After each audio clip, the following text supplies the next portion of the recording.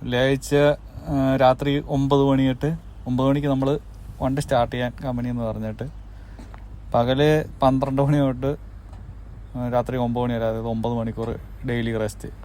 അത് ഈ പകല് എത്രത്തോളം നമ്മൾ ഉറങ്ങാൻ പറ്റും, ആകെ 2 മണിക്കൂർ ഉറങ്ങി. അത് കഴിഞ്ഞിട്ട് പിന്നെ രാത്രി 9:30 ലോഡ് വന്നു. ലോഡ് കിട്ടി. അത് വേറെ ട്രെയിലറായിരുന്നു, ഒരെണ്ണം കട്ട് ചെയ്തിട്ട് കൊടുത്തിട്ട് അടുത്തതായിട്ട് ചെയ്ത് തന്നു. പിന്നെ അത് ഒരു 1.5 മണിക്കൂർ കൊണ്ട് അതിനകത്തൊരു ബെൽറ്റ് ഇട്ട് അടിച്ച് 12 മണിയാകുമ്പോഴാണ് വണ്ടി എടുത്ത്. എന്നിട്ട് അതിനിടയ്ക്ക് 2 മണിക്കൂർ കഴിഞ്ഞപ്പോൾ ഒരു അരമണിക്കൂർ കിടന്ന് ഉറങ്ങി. അത് കഴിഞ്ഞിട്ട് പിന്നെ ഒരു ഹാംബർഗ് ജർമ്മനിയിൽ എത്തുന്നതിന് മുമ്പ് ഒരു പാർക്കിംഗ് കിട്ടി, 1 മണിക്കൂർ കിടന്നുറങ്ങി.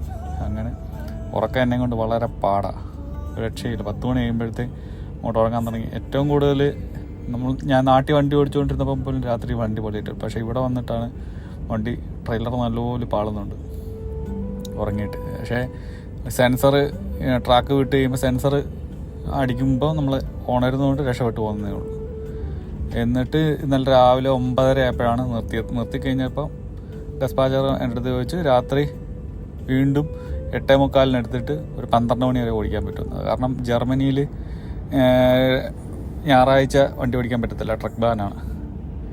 അങ്ങനെ അവിടുന്ന് നമ്മൾ എടുത്തിട്ട് അടുത്ത പാർക്കിങ്, അത് ഞാൻ പറഞ്ഞു പെയ്ഡ് പാർക്ക്. ജർമ്മനി ഭയങ്കര പാടാണ് നമുക്ക് പാർക്കിങ് കിട്ടാനായിട്ട്.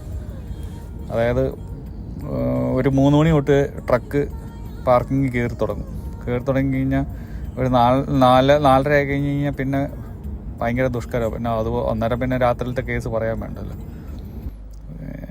ഒരു പാർക്കിങ്ങിൽ ഒരു സ്ലോട്ട് കിട്ടിക്കഴിഞ്ഞ് കഴിഞ്ഞാൽ ഏതാണ്ട് ഒരു എന്താ പറയുന്നത്, നമ്മളിപ്പം ഒരു വീട്ടിൽ എത്തുന്നതിൻ്റെ ആ ഒരു ഫീലിംഗാണ്. അത്രയും സ്പേസ് കിട്ടിക്കഴിഞ്ഞാൽ അത്ര പാടാണ് ജർമ്മനിയിൽ പാർക്കിംഗ് കിട്ടാൻ.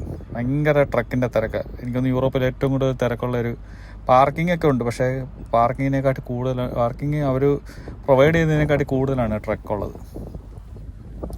അങ്ങനെ നമ്മൾ ഇന്നലെ എനിക്ക് അവർ കമ്പനിയിൽ നിന്നെങ്കിൽ പെയ്ഡ് പാർക്കിംഗ് എടുത്ത് തന്നു. അത് ഏകദേശം 4,500 രൂപയാണ് 2 ദിവസത്തേക്ക് പാർക്കിംഗ്. അതിനകത്ത് നമുക്ക് കുളിക്കാനുള്ളൊരു 2 വൗച്ചറും കിട്ടും. 6 യൂറോയുടെ ഒരു 600 രൂപയുടെ അടുപ്പിച്ച് ഫുഡിനുള്ള 2 വൗച്ചറും കിട്ടും. ഇവിടെ പെട്രോൾ പമ്പിൽ നിന്നൊക്കെ നമ്മൾ നല്ല റേറ്റാണ്. നമ്മൾ ഫ്ലൈറ്റിൽ നിന്നൊക്കെ നമ്മൾ വാങ്ങിക്കുന്നതിൻ്റെ ആ ഒരു റേറ്റിന് അത്രയും റേറ്റ്, ഡബിൾ റേറ്റാണ് കിട്ടുന്ന സാധനത്തിന്.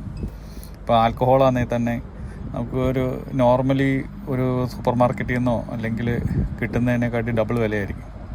ഇവിടെ പിന്നെ എല്ലായിടത്തും ആൽക്കഹോൾ കിട്ടും, സൂപ്പർ മാർക്കറ്റിലും കിട്ടും, പെട്രോൾ സ്റ്റേഷനിലും കിട്ടും, ഏതൊക്കെ മുക്കിനും മൂലയിലും കിട്ടും, അവിടെ എല്ലാം കിട്ടും.